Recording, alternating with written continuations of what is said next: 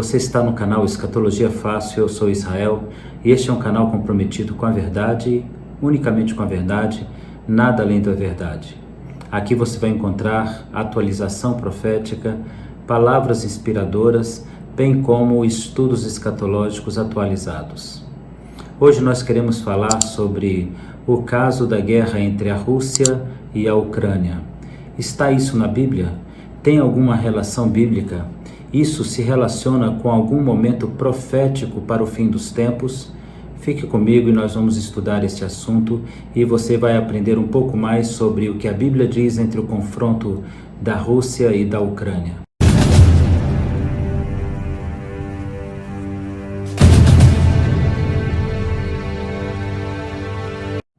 Qual seria a importância da Ucrânia para o contexto profético ou para o contexto histórico? Geralmente nós não nos importamos com países que não conhecemos, e especialmente aqueles que estão bem longe de nós, como por exemplo a Ucrânia, que faz fronteira com a Rússia, está próximo da Polônia, Lituânia, Letônia e também separado pelo Mar Negro da Turquia. Nós geralmente não nos importamos, não nos atentamos para aquele país até que ele apareça nos noticiários.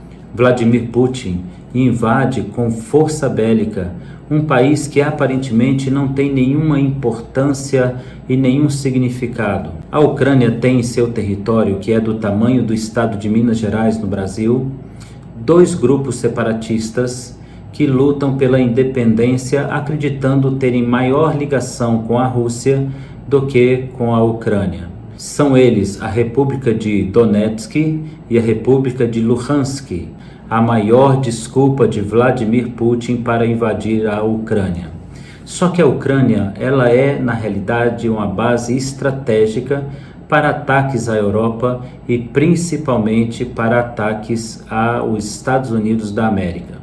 Se tornou então o ataque de Vladimir Putin algo muito importante para o mundo, a ponto da Europa estar planejando a criação de um exército europeu para deter as forças militares de Vladimir Putin, que vem perdendo algumas ligações importantes políticas, alguns benefícios e alianças importantes, o que leva os estudiosos de política exterior e os estudiosos de guerras a afirmar que Vladimir Putin deve ter uma reserva muito grande de recursos financeiros, bem como de força armada, para poder resistir ao mundo que se levanta contra ele nesse momento. Os jornais já dão conta de que este é o conflito mais importante desde a Segunda Guerra Mundial e que pode trazer consequências extremamente importantes. Agora, nós estamos encontrando na Ucrânia uma base muito importante para ações militares contra países que aparentemente não têm nenhuma ligação com a profecia. Qual seria então a importância da invasão da Ucrânia e qual é a relação dessa importância de invasão com a profecia bíblica escatológica? Pode ser importante para aquilo que chamamos de fator profético pré-estabelecido, ou seja, um fator profético que está caminhando para culminar em uma profecia bíblica. Nós vamos encontrar indícios de que haja uma possibilidade dessa guerra contra a Ucrânia se transformar em algo muito maior. E se isso vier a acontecer, nós estaremos então possivelmente vivendo aquilo que a Bíblia chama de guerra de Gog e Magog. Vamos tentar entender a guerra de Gog e Magog? Primeiro, precisamos entender a palavra do Senhor profética concernente à guerra de Gog e Magog.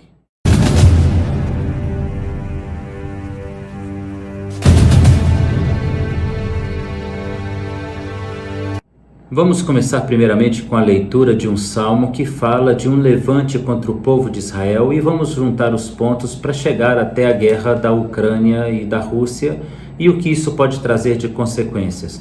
Vale a pena a gente lembrar que nós estamos apenas considerando a possibilidade de que a guerra da Rússia contra a Ucrânia possa provocar uma guerra de dimensões mundiais. E se isso acontecer, nós poderemos estar entrando no que a Bíblia chama de guerra de Gog e Magog.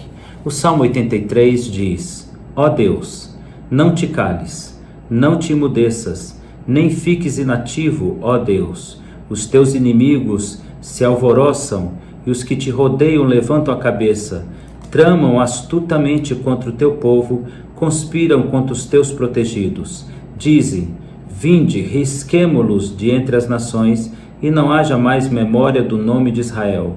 Pois tramam concordemente e firmam aliança entre ti, as tendas de Edom, os ismaelitas, Moabe e os hagarenos, Gebal, Amon, Ameleque, a Filístia e os habitantes de Ciro.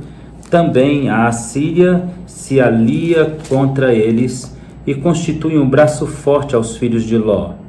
Faze-lhe como fizeste Midian, como a Sísera, como a Jabim, na ribeira de Quizon, os quais pereceram em Edor, tornando-se adubo para a terra.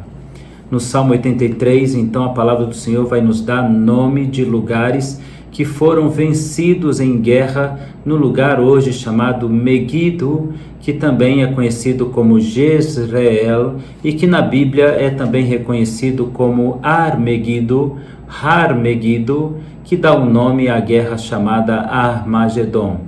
O Vale do Megido é um grande vale que existe ao norte de Israel e faz fronteira com as colinas de Golã, próximo à Síria e ao Líbano.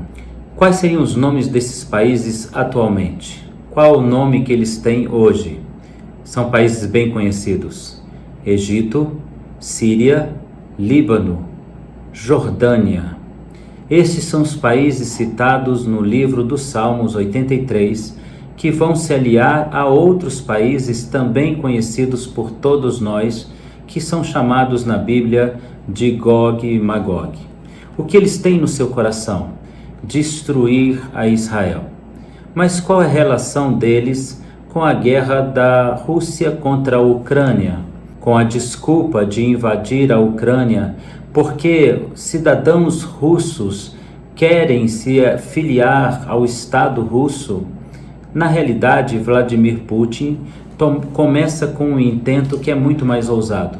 Ele declarou recentemente em jornais do mundo inteiro que a sua intenção começa pela Ucrânia, que a sua intenção se inicia pela Ucrânia, mas é somente o começo de uma grande e poderosa conquista que ele quer ter em toda a região. A Europa, em razão disso, levanta o desejo de constituir um exército europeu para impedir o sonho de Vladimir Putin. Vladimir Putin tem um aliado muito forte para poder resistir aos países do mundo. Ele tem como seu aliado um país que especial, é extremamente poderoso e citado na Bíblia como um dos países que vem do norte para guerrear contra Israel: a China. Lembre você que a China tem em sua bandeira o símbolo de um dragão, que é na realidade também apresentado no livro de Apocalipse. Pode ser coincidência? Sim, pode ser coincidência. Pode ser apenas uma imagem que não reflete nada sobre a profecia? Sim, mas existe alguma coisa da profecia que nós não podemos esquecer. Nós só conseguimos perceber o cumprimento da profecia quando ele acontece. Até que a profecia aconteça, todas as variantes são viáveis. E hoje, Vladimir Putin, a Rússia, invadem a Ucrânia com a desculpa da Eritreia, com a desculpa de povos que querem se unir ao Estado russo, com intenções muito maiores de conquistar também países da Europa e também reconquistar países desligados da antiga União das Repúblicas Socialistas Soviéticas, bem como invadir o Estado de Israel. Estas são certamente desejo e providências que Vladimir Putin não vai deixar de cumprir. Onde nós encontramos isso? Será que a palavra de Deus ensina alguma coisa sobre isso? Certamente ensina. E hoje eu quero ver com você mais informações sobre a importância da guerra da Ucrânia e da Rússia e as possíveis variantes que vão se encontrar com a profecia da guerra de Gog e Magog.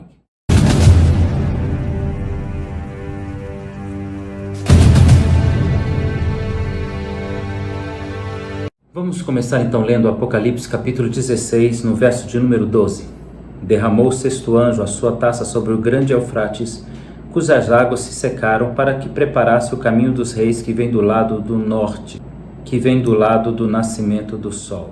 Os povos que vêm do lado do nascimento do sol. Não quer dizer que todos eles são do norte, que todos eles são do oriente. Quer dizer que eles se reuniriam no norte para marchar sobre o leito do rio Eufrates até a terra de Jezreel para invadir Israel. Qual seria a sua motivação? A vitória recente que tiveram sobre os povos que lutaram e conquistaram em batalha recente. Em Apocalipse, no capítulo de número 9, no verso de número 13 diz: O sexto anjo tocou sua trombeta, ouviu uma voz procedente dos quatro ângulos do altar de ouro. Versículo 14, dizendo ao sexto anjo, que tocava a trombeta: solta os quatro anjos que se encontram junto ao rio Eufrates. Foram então soltos os quatro anjos que se achavam preparados para a hora, dia, mês e ano, para que matassem a terça parte dos homens. O número dos exércitos era de 200 milhões, e eu vi o seu número. 200 milhões de soldados marchando por autorização de quatro anjos. Quem são esses quatro anjos preparados para esse dia, hora e momento? São, na realidade, referências a governantes, a reis que estão nas imediações do rio Eufrates. E hoje nós temos exatamente esses quatro reis governando quatro nações desde a Segunda Guerra Mundial. Nós temos o Irã, o Iraque, a Arábia Saudita e a Turquia, que de alguma forma dependem da crescente fértil. Então nós temos aí os anjos que governam, que estão às margens do rio Eufrates, preparados para o dia e hora, são os governantes no momento desta guerra e dessa batalha. Então, o que nós estamos assistindo na guerra da Ucrânia contra a Rússia não é apenas de critério político, de razões políticas, mas há algo espiritual que pode estar por trás disso. E eu repito, pode estar por trás disso. Na internet é muito arriscado você ouvir tudo e reter tudo, porque há muitas informações, algumas coerentes, outras incoerentes. Se nós estivermos vivendo um fator profético, nós estaremos vendo Vladimir Putin invadindo a Ucrânia, com a desculpa da Ucrânia manter bases que possam manter distantes os Estados Unidos e atacar países próximos, bem como invadir a Israel em um momento muito próximo. Podemos estar vivendo momentos apontados no Salmo 83, em Ezequiel 38 e 39, bem como em Apocalipse capítulo 9 e capítulo de número 16. Se isso acontecer, gente, nós estaremos muito perto da volta do Senhor Jesus. A guerra de Vladimir Putin tem intenções muito maiores do que políticas. Fiquem atentos. Em poucos dias, nós estaremos dando uma informação mais ampla e precisa sobre a guerra da Rússia contra a Ucrânia. Fique de olho na palavra de Deus, prepare-se para o dia do Senhor, porque Ele está perto.